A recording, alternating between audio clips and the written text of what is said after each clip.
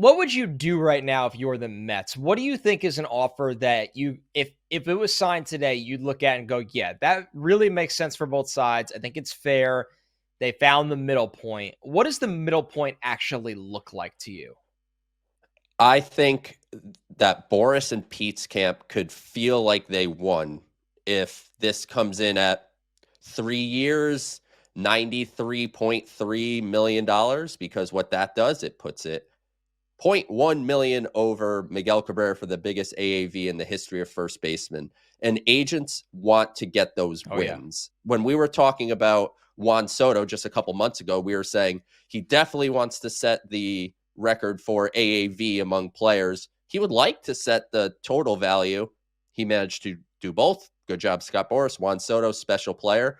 But that is, I think, big for the agent to set some kind of baseline, because this is part of what Boris is pitching when he's trying to bring in new clients too down the road. Hey, we got so-and-so the highest AAV for this. This is what we do here. And I think the Mets at this point, part of this report in a way does sort of push some public pressure on the Mets to, I don't want to say fold because they're not going to fold, but give a little more than maybe they would want to. Because all we've heard for the last couple of months is the Mets would love Pete Alonso back, but they want him back on a short-term deal. All right, well, now a short-term deal is in your pocket, and we don't know, as we said, what that money is at currently.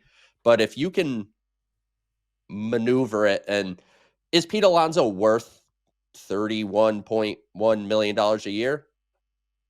Probably not, realistically, but you get the advantage of not having to pay him as he gets deep into his 30s. And, a lot of people in baseball believe that things are going to take a downturn on his athleticism and his defense. And if he becomes only a power hitter at some point, that only has so much value. So in my opinion, I think this is, if you could get to that 393.3 number, I think that would be something that I look at and go, all right, they got Pete back, maybe a touch more than he's worth on a per year basis.